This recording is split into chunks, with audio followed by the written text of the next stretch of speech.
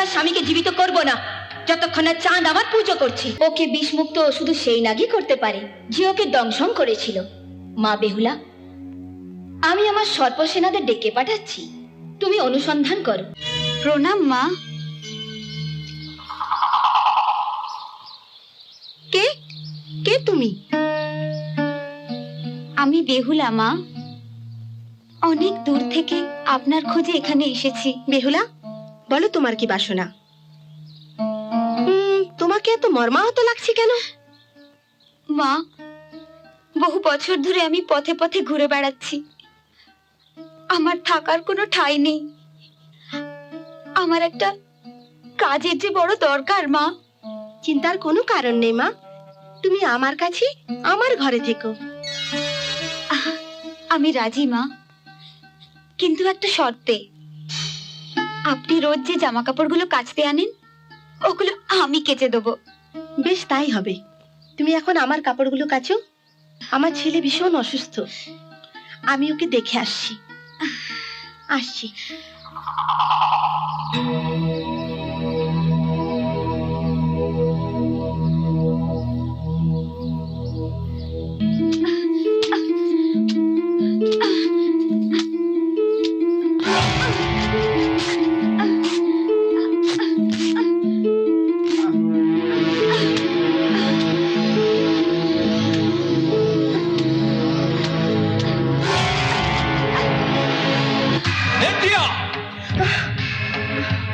আমাদের বস্ত্র যত্ন সহকারে আমাদের কাছে নিয়ে আসার দায়িত্ব তোমার। তুমি তোমার দায়িত্ব পালনে অক্ষম। না না এর শাস্তি তোমাকে পেতেই হবে। না দেবরাজ, আমাকে শাস্তি দেবেন না, আমি এর জন্য দায়ী নই। তবে কে দায়ী? এর জন্য দায়ী আমার আত্মীয়া বেহুলা, ওই কাপড়গুলো কেচেছে। ওকে এক্ষুনি আমার সামনে হাজির করো। জি আজ্ঞা দেবরাজ।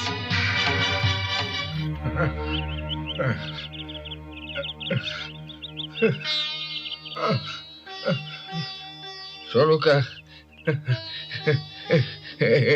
এই নাও, হাতটা করে নাও।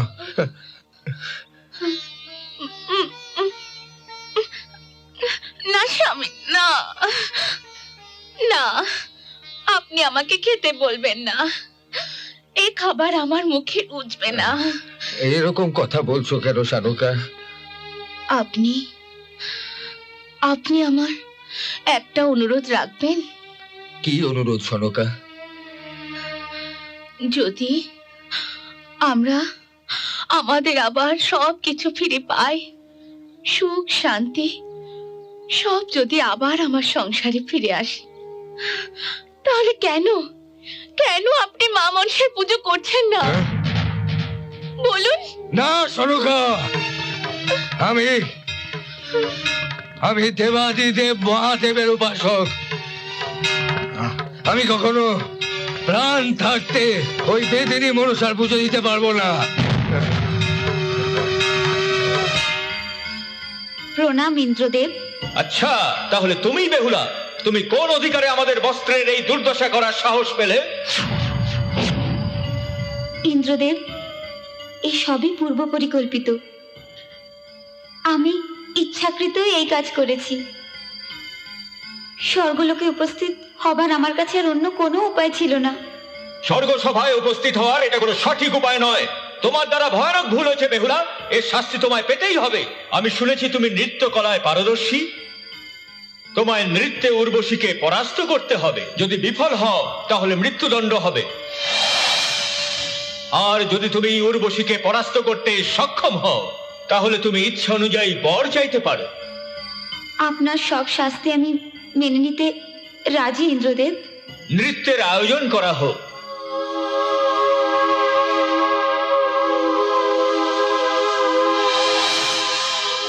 পিছার খারে আজ আর পার যদি না দাও কথা, আমার আচল ভরো প্রভু ভোলা যত ব্যথা।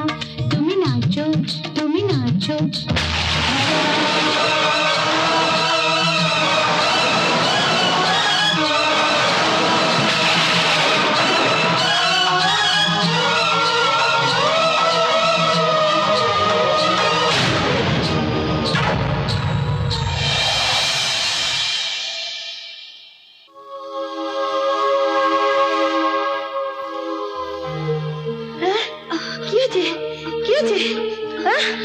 মা ওর বেহুলা, মা কি হয়েছে মা? হ্যাঁ,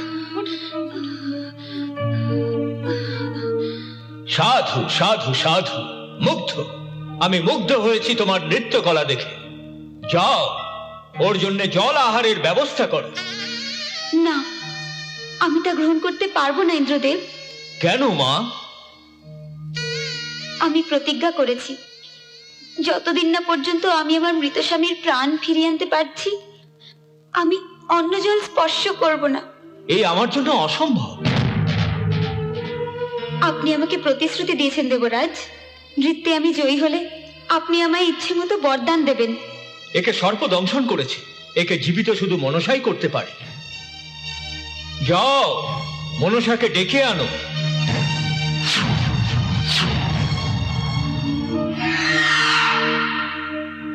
প্রণাম ইন্দ্রদেব। সব ভগবানকে আমার প্রণাম। বাবা, আপনাকেও প্রণাম। মনসা, আমি বেহুলাকে প্রতিশ্রুতি দিয়েছি। এখন আমার প্রতিশ্রুতির মর্যাদা রাখার দায়িত্ব শুধু তোমার। যাও, বেহুলার স্বামীকে বিষ মুক্ত করো। না না, কখনো না। আমি ওর স্বামীকে কখনো জীবিত করব না।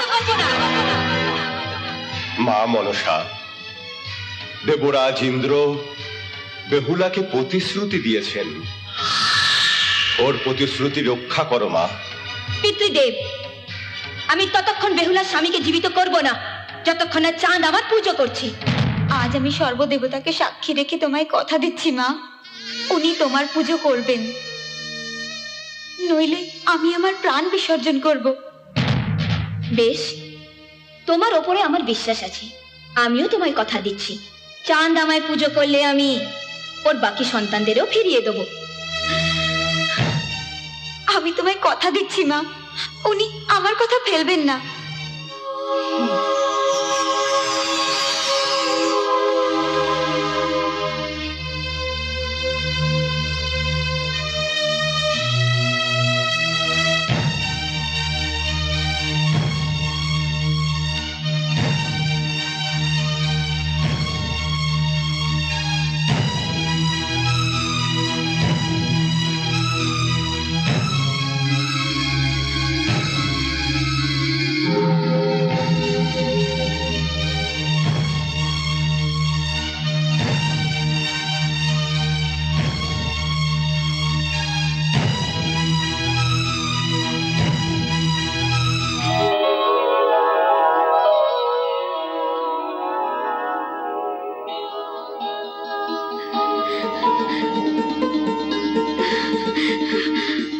ওকে বিষমুক্ত শুধু সেই নাগই করতে পারে যে ওকে দংশন করেছিল।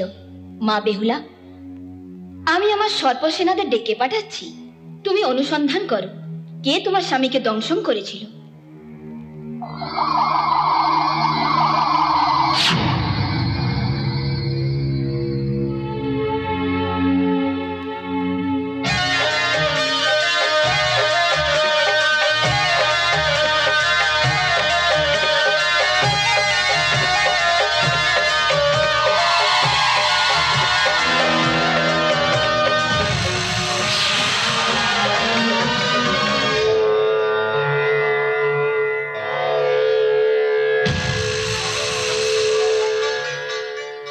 আমায় দুটি চোখ বন্ধ করে স্মরণ করো, তোমার সামনে হাজির হব।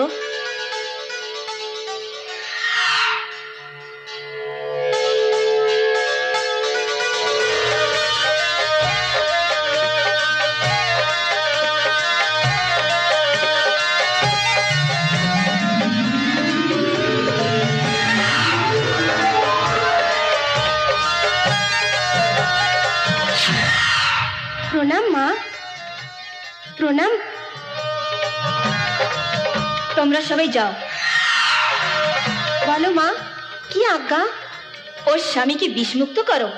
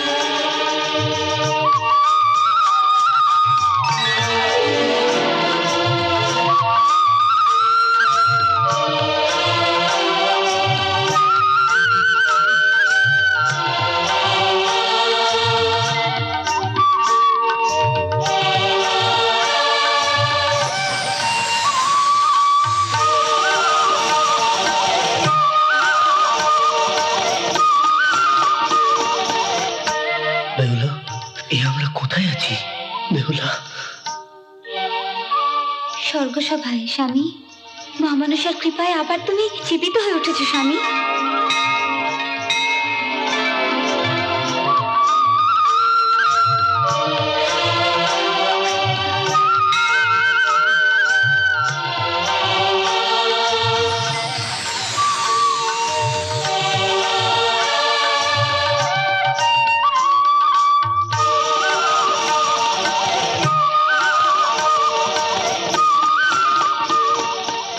তোমার আশীর্বাদে আমি আমার স্বামীকে আবার ফিরে পেয়েছি মা।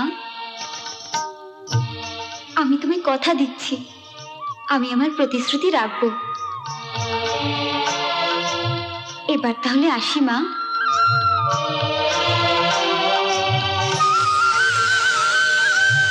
এমন আরো অনেক ভিডিও দেখতে এই চ্যানেলটি সাবস্ক্রাইব করে নিন এবং পাশের বেল আইকনটি প্রেস করে দিন।